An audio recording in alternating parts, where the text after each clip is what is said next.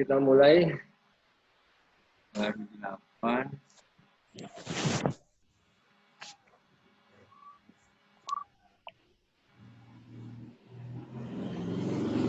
Menyusup.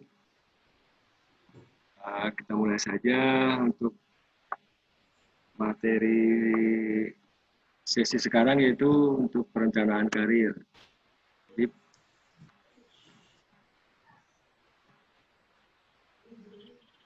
Jadi, pengertian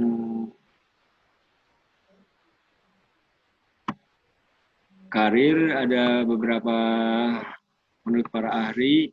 Yang pertama yaitu menurut Mondi dan Nu tahun 1996, karir adalah suatu arah umum yang dipilih oleh seseorang untuk mengejar keseluruhan kehidupan kerjanya. Itu menurut Mondi tahun 1996.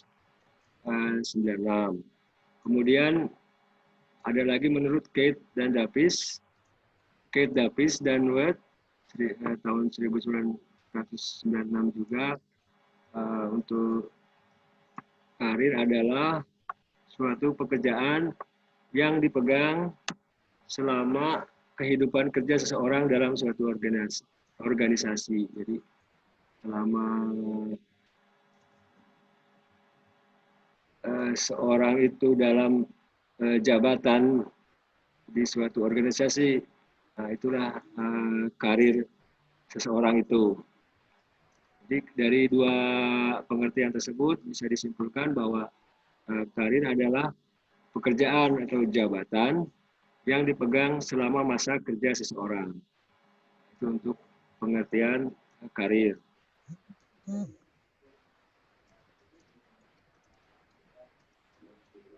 Sebentar.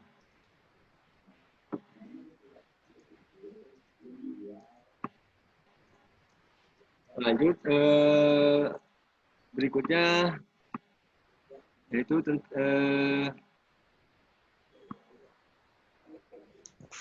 komponen karir. Nanti ada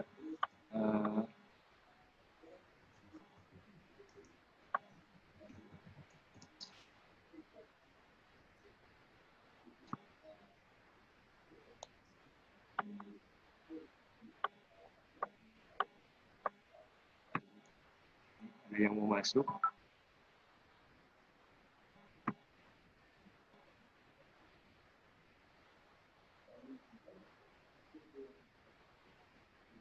Nah, ini komponen karir itu ada 4. Yang pertama adalah alur karir, tujuan karir, perencanaan karir, dan pengembangan karir.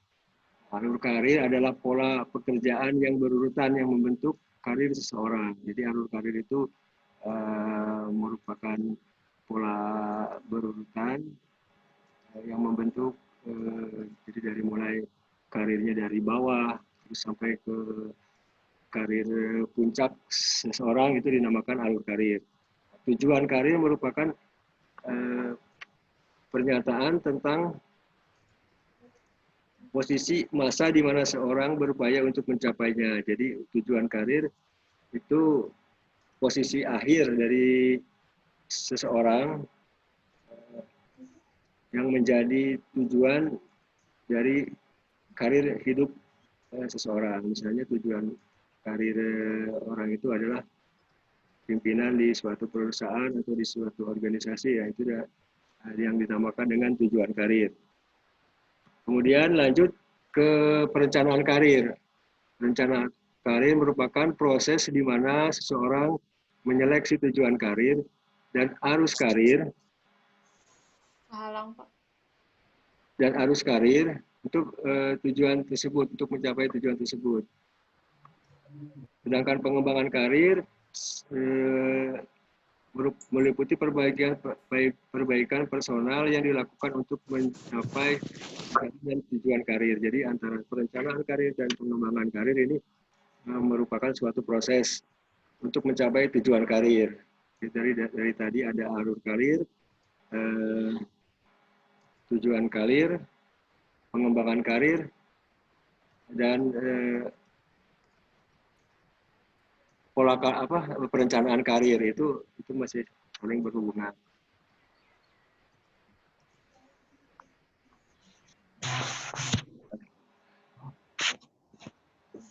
Kemudian karir mempunyai tiga pengertian yang berbeda, yaitu karir sebagai suatu rangkaian promosi. Ini ada yang mau masuk. Mungkin saya inikan saja nanti yang mau masuk biar otomatis masuk.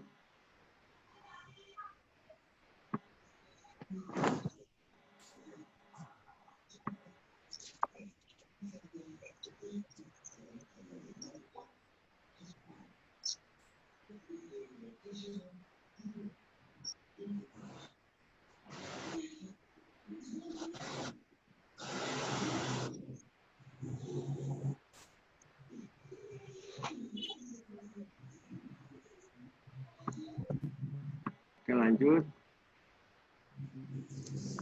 Tadi sampai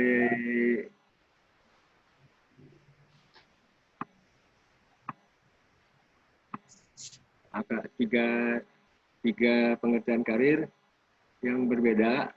Yang pertama adalah karir sebagai suatu rangkaian promosi jabatan atau mutasi ke jabatan yang lebih tinggi. Nah, ini pengertian yang pertama. Yang pengertian yang kedua, karir sebagai suatu penunjuk pekerjaan yang memiliki gambaran atau pola pengembangan yang jelas dan sistematis. Dan yang ketiga adalah karir suatu sejarah kedudukan seseorang dari posisi yang atau posisi yang pernah dipegang seseorang dalam masa jabatan. Jadi dari pengertian karir itu ada tadi yang pengertian karir yang berbeda.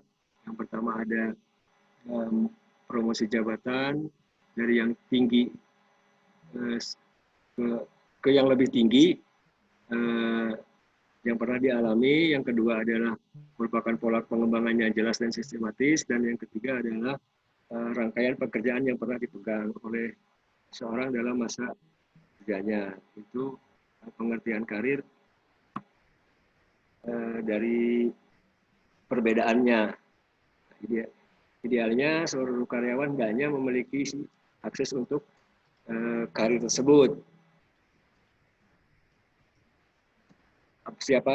Tugas pengusaha perusahaan atau organisasi itu adalah mendorong perencanaan karir karyawan untuk menyusun tujuan karir yang lebih tinggi. Itu adalah tugas daripada perusahaan, khususnya nanti dari bagian MSDM atau dari kalau di perusahaan mungkin HRD ya, Human Resource Management. Nah, pada gilirannya tujuan itu dapat memotivasi karyawan untuk mengikuti pendidikan atau pelatihan dalam bentuk kegiatan pengembangan lainnya. Nah, itu gambaran tentang karir. Ini ada lagi pertimbangan-pertimbangan dalam karir. Pertimbangan yang pertama dalam karir seseorang yaitu adalah perlakuan adil. Yang kedua adalah perhatian atau kepedulian atasan langsung, informasi yang jelas tentang peluang dalam promosi, minat dari seseorang untuk dipromosikan, dan yang kelima itu tingkat kepuasan. Ini juga sesuai dengan teori Maslow. Itu yang paling puncak yaitu penguakuan diri atau yang lima tahapan Maslow. Yang puncak itu tingkat kepuasan. Nah, itu pertimbangan-pertimbangan dalam karir. Ini beberapa hal yang dapat dipakai oleh setiap orang atau individu untuk mengembangkan karir. Ini hal-hal yang perlu diperhatikan. Yang pertama adalah berusaha mengenal dirinya sendiri. Yang kedua, berusaha mengenal kekuatannya sendiri, berusaha mengenal kelemahan sendiri. Jadi kekuatan kita juga tahu, kelemahan kita juga tahu. Yang ketiga adalah membiasakan untuk mengadakan kritik terhadap diri sendiri, mengevaluasi diri, dan mengembangkan rasa humor. Yang kelima, mencoba menerima keadaan secara rasional dan objektif. Yang keenam, membiasakan diri seseorang untuk mengecek, meneliti dalam setiap tindakan. Yang ketujuh, memiliki tujuan dalam tahapan yang terprogram. Yang kedelapan, tidak mengimitasikan diri pada seseorang, tapi diri, jadi tidak tergantung pada orang lain. Itu beberapa hal yang harus diperhatikan. Jadi dalam mengembangkan karir, hal 8 hal tadi itu perlu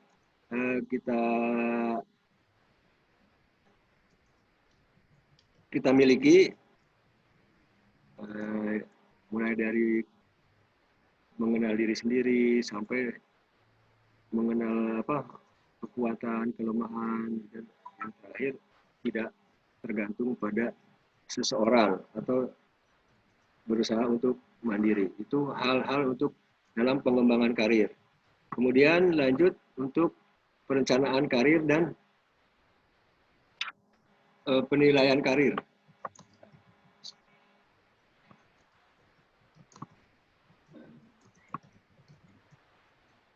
Dan pengembangan karir. Jadi perencanaan dan pengembangan ini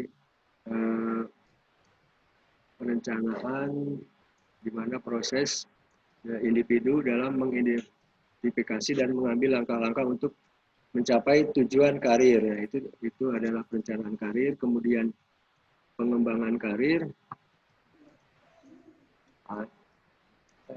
hal-hal yang apa saja yang mempengaruhi keberhasilan karir seseorang. Ini yang pertama adalah pendidikan formal. Jadi pendidikan formal otomatis dalam mungkin dari untuk agama Islam sudah ada dalam bahwa Allah menaikkan derajat seorang yang berilmu. Nah, itu juga jadi bisa dimasukkan bahwa pendidikan akan otomatis mempengaruhi terhadap keberhasilan karir. Yang kedua, pengalaman kerja. Pengalaman kerja sama juga bisa mungkin kalau kita melamar kerjaan biasanya ditanya pengalaman kerjanya apa. Nah, untuk yang memiliki pengalaman kerja lebih banyak itu biasanya lebih dipertimbangkan untuk diterima. Yang ketiga ini lebih bersifat bukan dari diri sendiri tapi dari atasan, itu sikap atasan. Jadi keberhasilan itu karir seorang itu juga oleh atasan daripada atau orang tersebut. Yang berikutnya, yang keempat adalah prestasi kerja. Pasti kalau apabila prestasi kerja baik, karir pun akan meningkat. Itu sudah signifikan. Jadi untuk karir prestasinya bagus, karirnya pun akan bagus. Yang ketiga, bobot pekerjaan.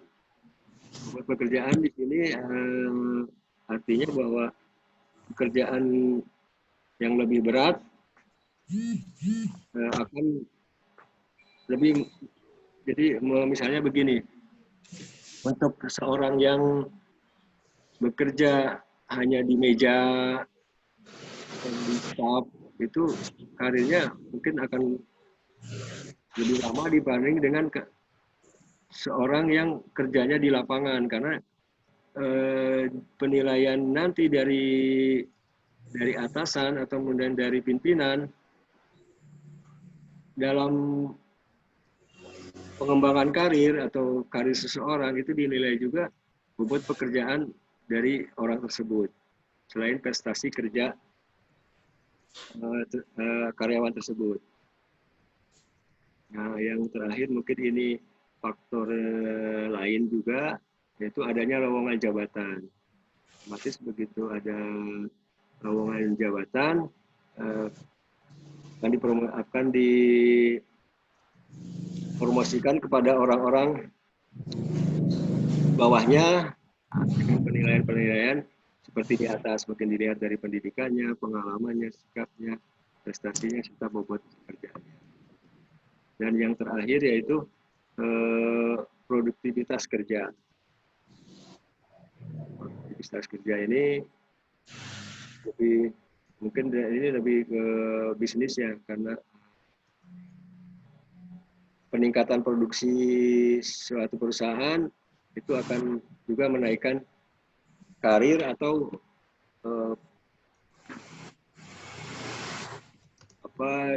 jabatan daripada orang tersebut.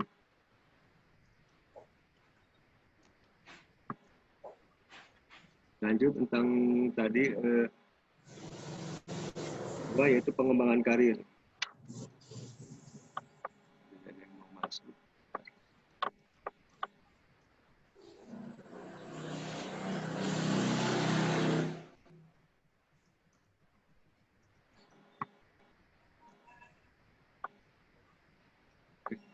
Kita lanjut.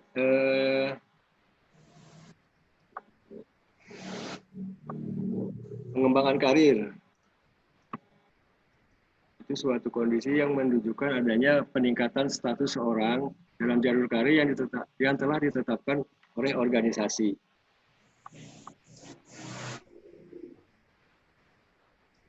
Pengembangan karir meliputi aktivitas-aktivitas untuk mempersiapkan seseorang individu pada kemajuan jalur karir yang direncanakan. Itu pengembangan karir. Sekarang, apa prinsip pengembangan karir? Ini ada 4. Yang pertama adalah pekerjaan itu sendiri, di mana pekerjaan yang mempunyai pengaruh besar terhadap pengembangan karir. Yang kedua adalah bentuk atau pengembangan skill yang dibutuhkan. Terus pengembangan akan terjadi hanya jika seorang individu itu mempunyai skill. Jadi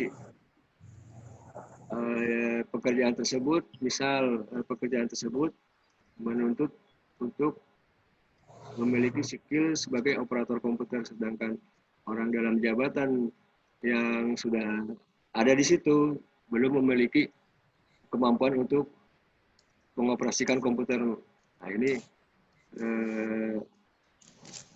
masuk dalam kategori pengembangan nantinya. Jadi itu prinsip pengembangan karir.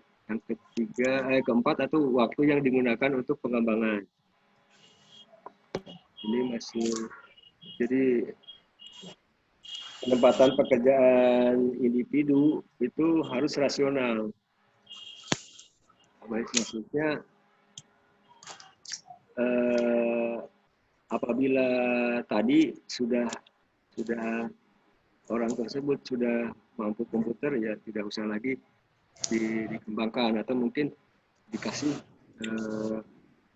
latihan dalam bentuk lain. Mungkin setelah operator mungkin nanti ke programmer atau untuk pengembangan karir berikutnya. Itu prinsip-prinsip pengembangan karir. Ini gambar kerangka perencanaan karir.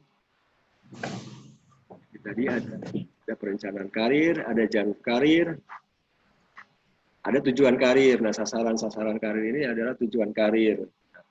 Untuk mencapai perencanaan karir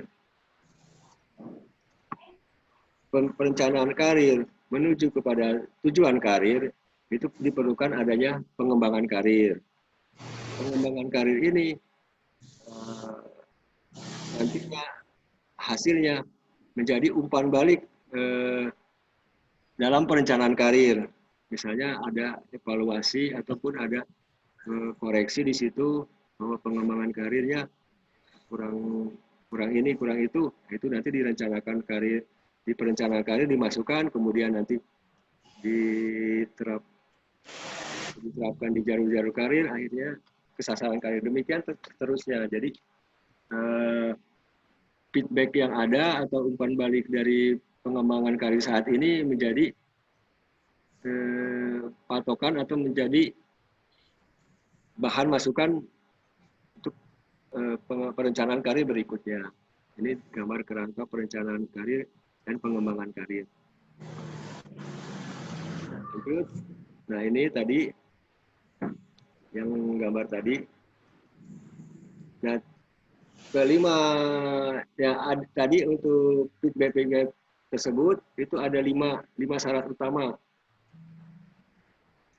Syarat utamanya yaitu adalah dialog, bimbingan, keterlibatan individu, umpan balik, dan mekanisme pekerjaan. Maksudnya begini, dari feedback yang misalnya kita dialog itu dari pengembangan karir yang ada, kita diskusikan apa kelemahan dan kekurangan. Nah, itu jadi nantinya sebagai umpan balik.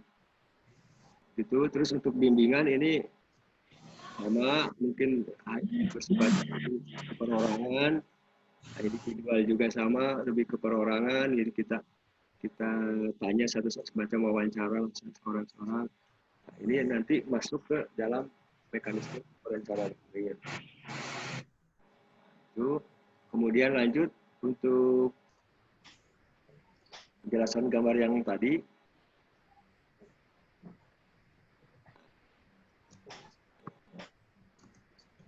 Sama dengan yang di atas, jalur karir adalah ini, sasaran karir adalah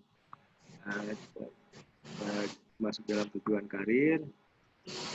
Kuncinya dari jalur karir yaitu kemampuan intelektual dan kepribadian dalam kepemimpinan. Jadi nanti diharapkan dengan jalur karir tadi untuk mencapai tujuan karir, memiliki kemampuan intelektual dan kepribadian dalam kepemimpinan.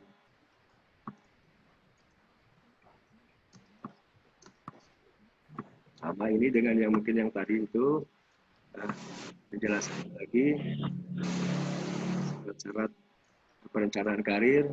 Jadi ada mengenal diri sendiri, mungkin lebih ke, silahkan mungkin dibaca lagi aja untuk penjelasannya.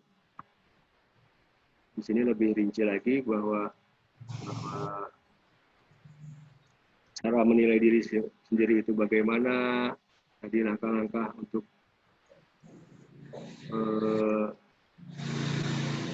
kemampuan apa itu ada di sini, silahkan. Nah, ini manfaatnya. Apa manfaat dari perencanaan dan pengembangan karir? Yaitu yang pertama, karyawan yang dipromosikan. Jadi karyawan yang sudah saatnya atau sudah dianggap mampu itu dapat dipromosikan ke karir yang lebih tinggi dari yang ada saat ini. Yang kedua, menurunkan tingkat perputaran karyawan. Maksudnya perputaran karyawan di sini jadi karirnya di situ-situ aja gitu. Jadi dari sini ke sini, dari sini ke sini, pada masih dalam satu level karir. Nah, itu manfaat dari, jadi tidak hanya berputar di situ-situ aja. Jadi ada peningkatan karir. Yang ketiganya, mengungkapkan potensi karyawan.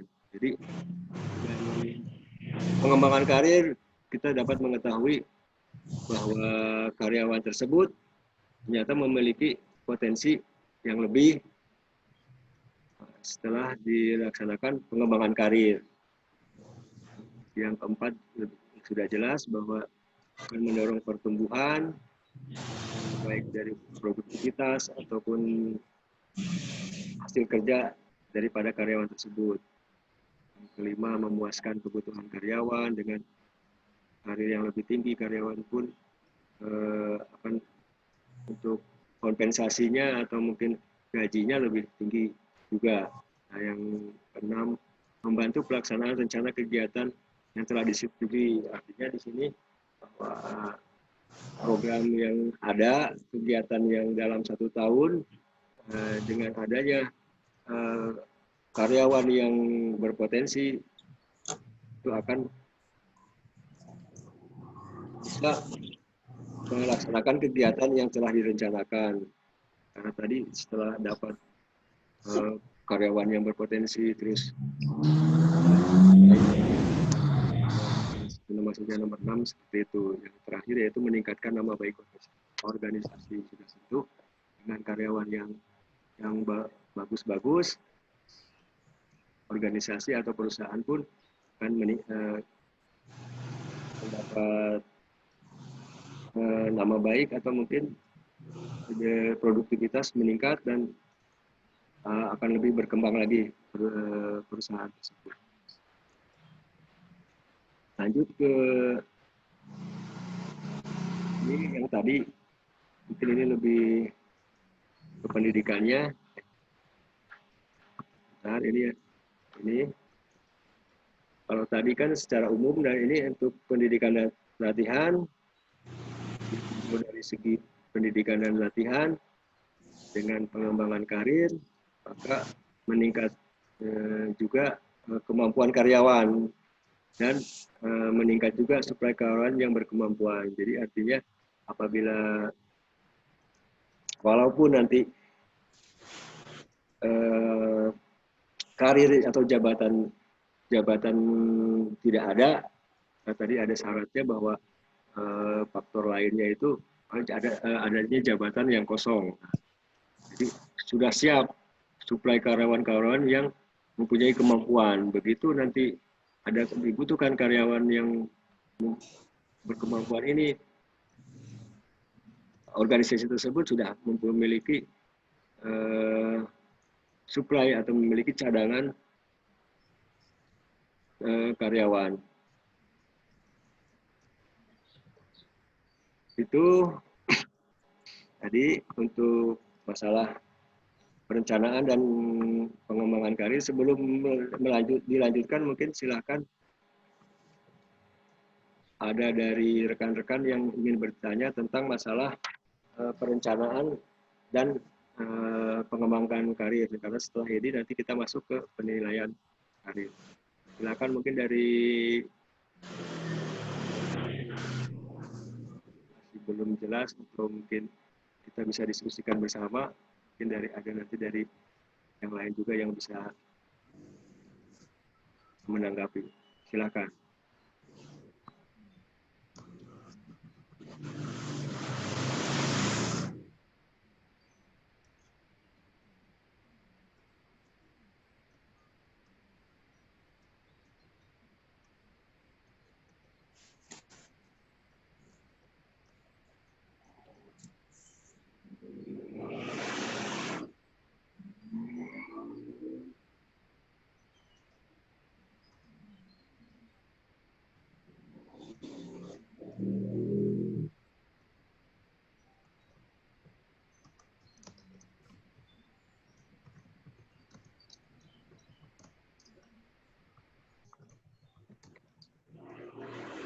Ada tentang pengembangan karir yang ingin berkarir, mungkin ibu-ibu karir biasanya, wanita karir.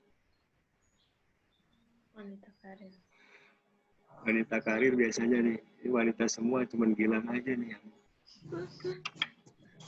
Gilang mau pindah jadi wanita. Apa ya?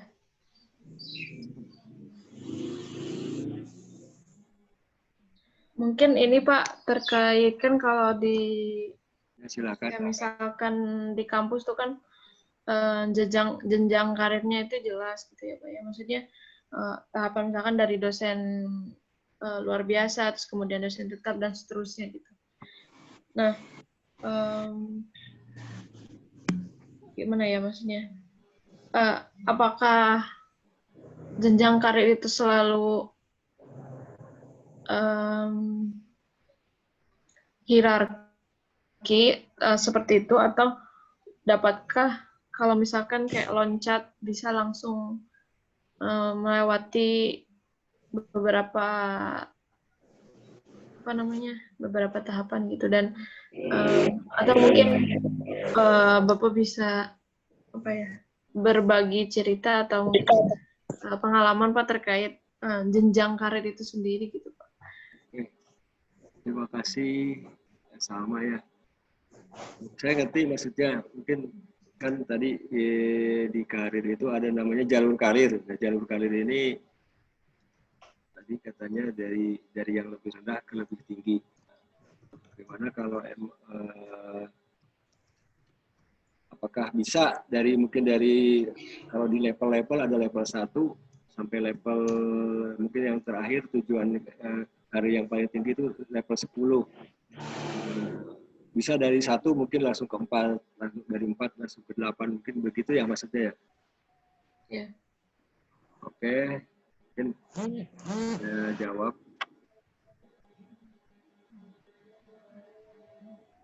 Mungkin ini ada yang ngechat. Jadi nanti kalau yang ini saya kan direkam, nanti saya kirim rekamannya atau mungkin saya upload di begini. Jadi kita aplikasi aja mungkin ya di lapangan, karena mungkin kalau secara teori juga saya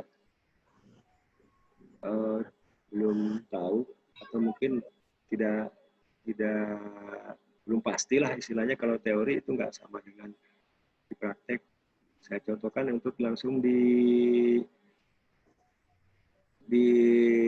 dunia kerja gitu.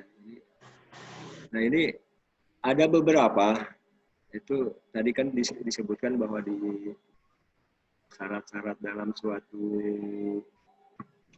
slide berapa ya tadi ya, yang tadi yang memiliki, nah ini mungkin bisa ini juga. Nah di yang terjadi mungkin, tapi ini terjadinya bukan di saya, tapi di pegawai negeri sipilnya, PNS-nya. PNS-nya itu misalnya dia pendidikan formalnya waktu masuk S1. Begitu S1 berarti kan masuk ke dalam dunia PNS itu dia memiliki golongan jabatan 3A. 3A. Atau mungkin jangan terlalu ini dulu, kita bawa dari bawah dulu, dari SMA mungkin ya, SMA. SMA itu jabatannya golongan untuk, tapi sekarang kayaknya tidak ada. Saya ini kan aja biar nggak terlalu cepat ininya. Jadi di golongan SMA itu 2A. Begitu dia masuk 2A, dia kuliah S1, ambil S1, 2A berarti kan nanti naik 2B, 2C. Nah, ketika 2C itu kalau nggak salah 5 tahun apa berapa tahun, berarti kan harusnya begitu harusnya dia dari 2B ke 2C. Nah, ketika mau 2C, dia sudah selesai kuliah. Dia tidak 2C atau mungkin 32D, tapi langsung ke 3A. Begitu melampirkan S1-nya. Nah, itu nanti tidak ada, tapi tidak, prosesnya ada beberapa proses. Jadi nanti ada seleksi, mungkin yang pertama dilihat dulu alma maternya, alumni dari mana, itu pengaruh juga. Kalau bisa mungkin yang istilahnya memiliki indeks prestasi sekian gitu, ada ketentuannya, IPK-nya berapa, atau mungkin lulusan dengan cum laude. Nah, itu ada menjadi suatu ketentuan. Jadi yang dilewatin dia tidak, kalau mungkin sempat 2C, dia tidak 2D level. Jadi langsung 3A. Begitu juga 3A, 3B, kemudian dia S2. Nah, begitu S2 harusnya 3C semuanya, harusnya 3D, dia tidak, langsung 4A. Langsung golongan 4A. Nah, itu sama, itu ada, itu terjadi, bisa nanti namanya persamaan apa ya, saya kurang tahu, tapi nanti tetap harus ada istilahnya diklat lagi gitu, tetap menempuh diklat lagi, karena ini sebagai suatu persyaratan. Jadi nanti diklat PIM, istilahnya diklat pimpinan, mungkin ada tingkat berapa, nah, itu ada. Jadi sebagai nanti diharapkan setelahnya mengikuti diklat PIM dengan golongan 3A yang dia harus sudah memiliki anggota atau memiliki anak buah lah istilahnya. Nah, itu dengan diklat PIM itu sebagai pelatihan bagaimana sebagai seorang pemimpin di tingkat itu ada tahapannya, ada tingkat 3, tingkat 4, sampai tingkat 1 itu ada tetap. Nah, mungkin seperti itu untuk jenjang-jenjangnya. Untuk yang pendidikan tertinggi mungkin ya, kalau itu biasanya yang kadang begini, misal sekarang kan lagi trending nih, kayak artis tiba-tiba jadi anggota DPR. Itu biasanya wajib mengikuti dulu namanya Lemhanas. Nah, di Lemhanas ini itu dilatihlah seperti ini, makanya seperti langsung bisa gitu. Nah, itu memang ada pendidikannya Lemhanas. Itu buat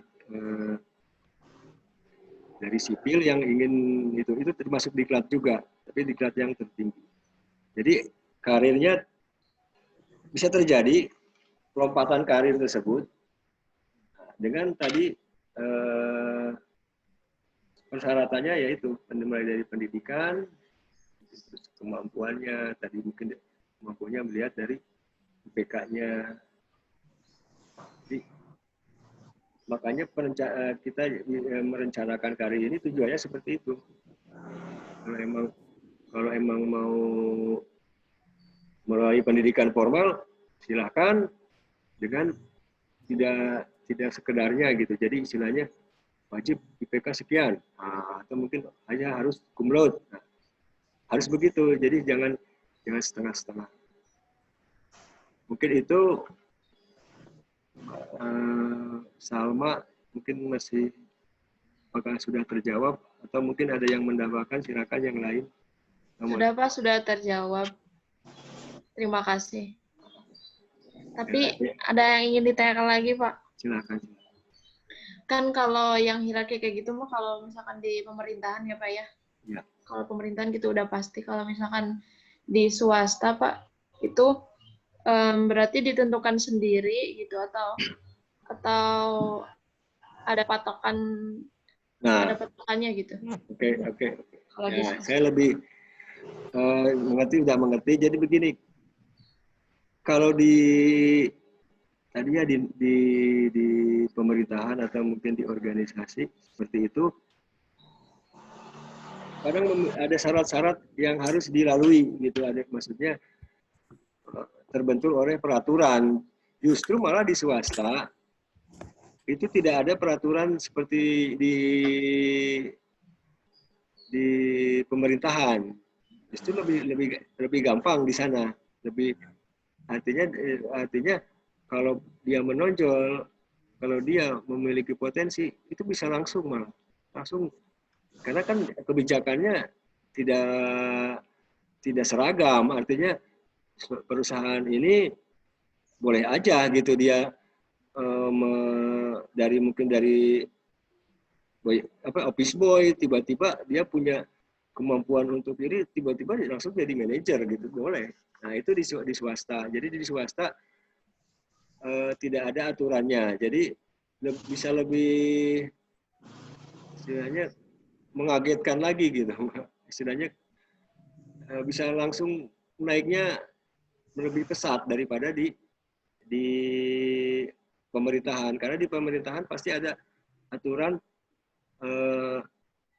yang berlaku umum, jadi istilahnya sama mungkin dari Departemen Dalam Negeri. Nah, jadi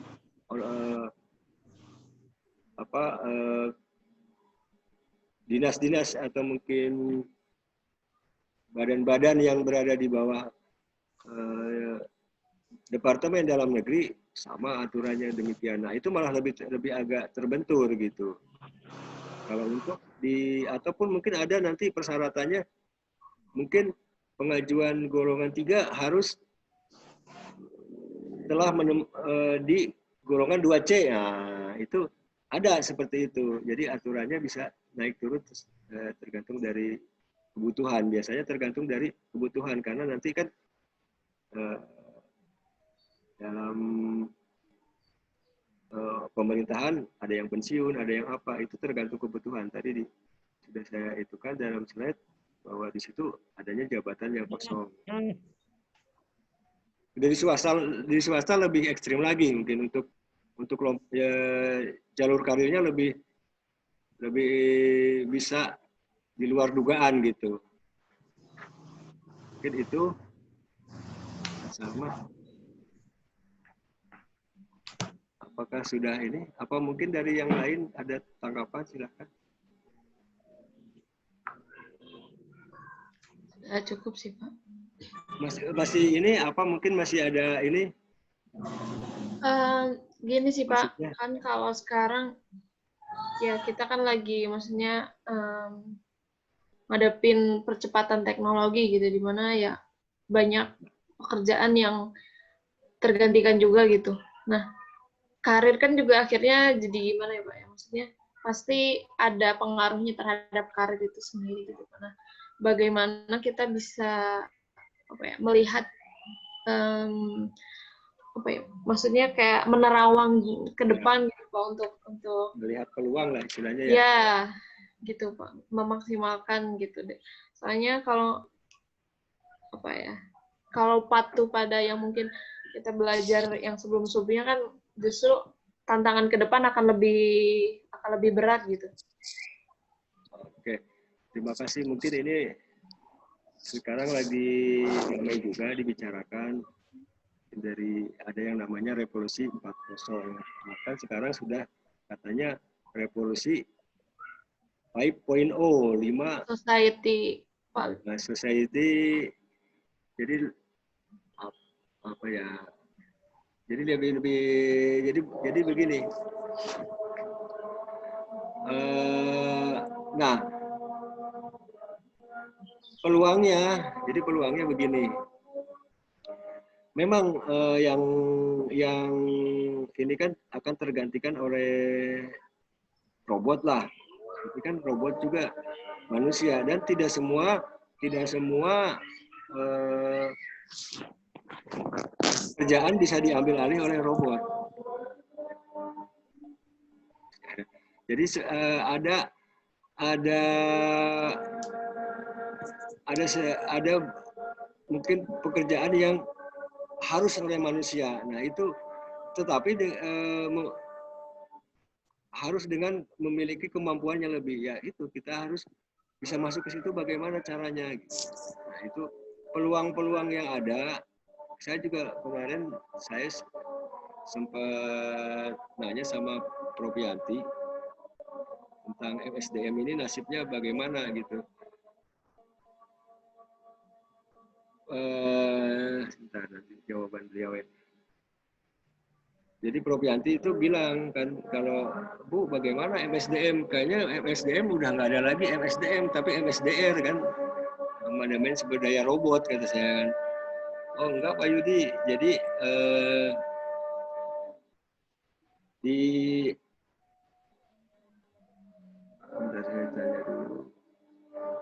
jadi begini, tetap aja ada peluang itu. Jadi tetap aja ada peluang di mana skill manusia atau skill manusia yang tidak bisa digantikan oleh robot.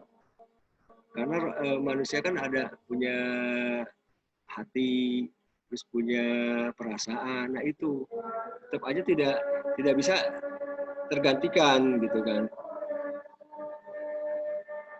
tidak bisa tergantikan. Di sini kemarin saya sempat tanya begitu, walaupun nantinya diambil alih oleh robot, untuk yang harus diisi oleh manusia, nah kita siapkan di situ, kita siapkan kemampuan kita. Jadi kita kayak begini, mungkin kalau masa ngajarkan sama robot, nanti kalau pertanyaannya ini kan programnya apa gitu, nah seperti ini. Tetap yang penting kita lebih meningkat. Jadi jangan takut kedepannya akan diambil oleh robot atau mungkin oleh program-program apapun.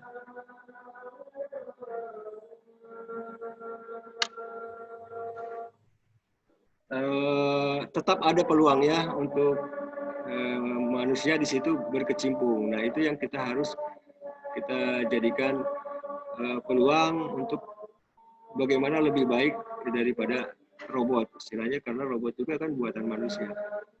Mungkin seperti itu.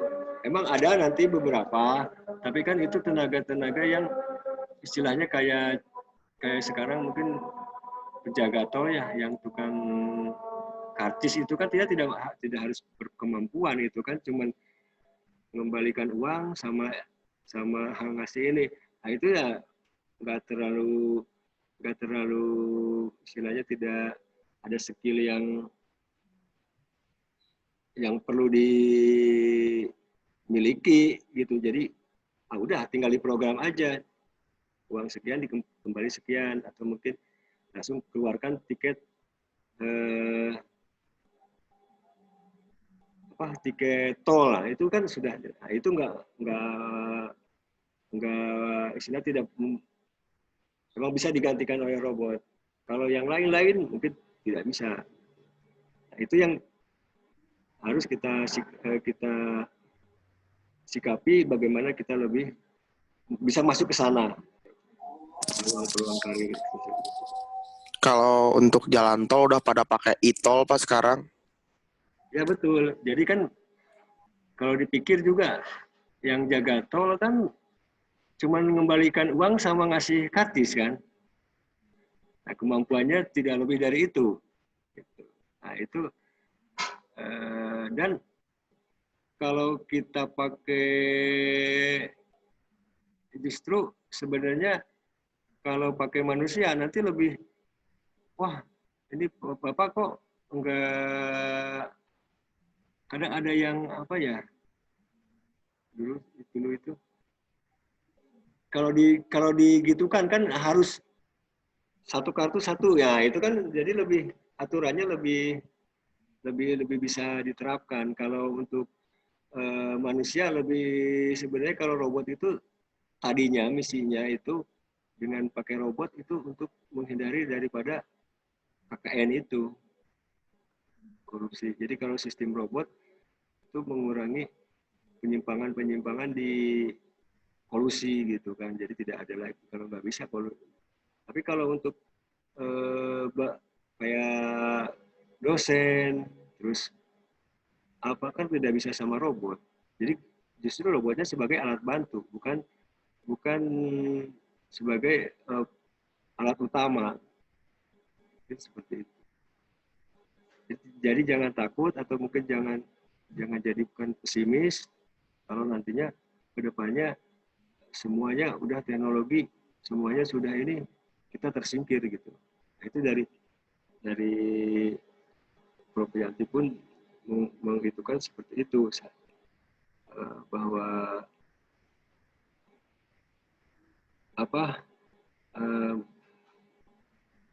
SDM itu masing-masing sumber daya manusia harus selalu berupaya meningkatkan pengetahuan, keterampilan, dan sikap untuk menghadapi perubahan, segala perubahan.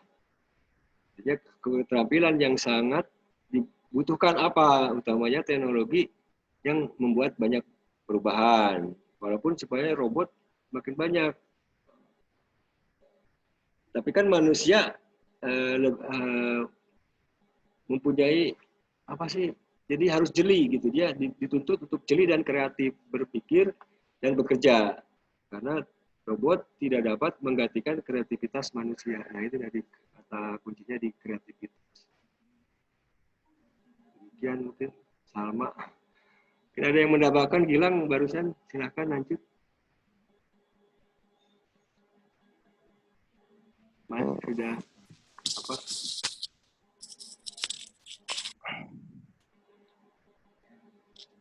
Masih ini mungkin kalau mau break dulu apa bagaimana? Ya Pak. Ya kita jadi kesimpulannya saya ambil kesimpulan dulu untuk masalah tadi perencanaan dan pengembangan. Jadi perencanaan pengembangan karir ya intinya seperti itu. Jadi bahwa kita sebagai sumber daya manusia pasti pengenlah ada peningkatan, ada ini. Nah itulah dari dasar-dasar kenapa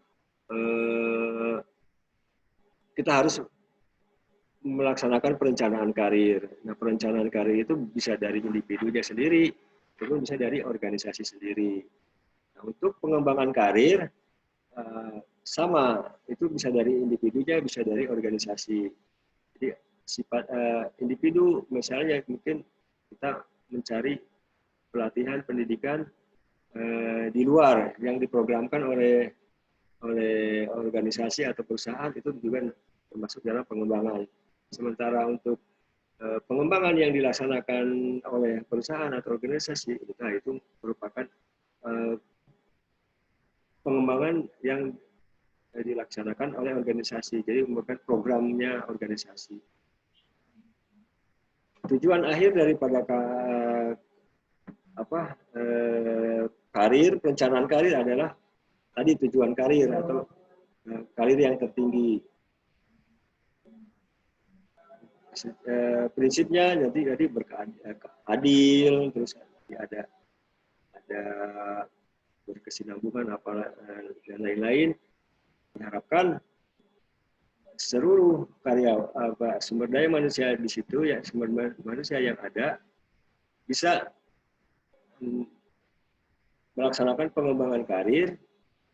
Nanti tujuannya diharapkan perusahaan tersebut dapat berkembang, ataupun walaupun sebenarnya karir tersebut tidak naik, tetapi perusahaan tersebut memiliki supply orang-orang yang siap untuk dinaikkan karirnya. Mungkin demikian. Setelah ini mungkin agak kita break dulu, nanti dilanjut lagi. Sekarang 12:06, mungkin 12:30 atau jam 1. Berapa jam ini breaknya nih? Kira-kira. Kalau terlalu lama mungkin nanti malah ketiduran. 12:30 aja ya? Boleh, Pak. 12:30 nanti kita lanjut. 12:30 berarti sampai jam 1-an. Nah, ini dari Bu Susi, saya disuruh membuat soalnya buat yang pagi sama yang sore. Makanya nanti mungkin soal yang ada tadinya udah saya siap mau saya lempar saat sekarang, setelah nanti di akhir mungkin saya tunda dulu, mungkin nanti besok ataupun lusa saya kirimkan setelah koordinasi dengan Ibu Susi, karena Bu Susi pengennya kelas pagi sama kelas sore ini sama soalnya gitu untuk yang UAS. Siapa? Oke. Nah, setelah ini silahkan break dulu, istirahat, sholat, mungkin makan siang. Nanti di 12:30 silahkan langsung masuk ke ini yang sama ya, ke Zoom sini. Itu dulu. Pak, 12:30 apa jam 1, Pak? Boleh, ya kalau mau ini kesepakatan aja, kira-kira jam 1. Kalau 12:30 masih terlalu mepet, mungkin jam 1 boleh, silakan. Ya, jam 1 aja. Iya, makan dulu, sholat. Iya. Oke deh. Iya, Salma makannya 40 menit, Pak. Oh, Janjian makannya ya sama Gilang mungkin Iya, Pak. Aduh. di kafe. Gilang mau neraktir Pak katanya. Oh, ulang tahun gitu. Iya Pak, oh dia mah Pak. Nanti sesi selanjutnya saya ada sedikit pertanyaan. Oh, ya. Jangan banyak-banyak kan sedikit. Iya, siapa? Ayo. Saya Tapi juga ada, Pak. Tapi jawabnya kayaknya Bapak bakal banyak. Oh gitu. Nanti kan Iya, ada. yang mau resapel. Boy, salah banget. Oke, ya udah kita istirahat dulu biar tidak bisa menghemat waktu. Silakan. Ya.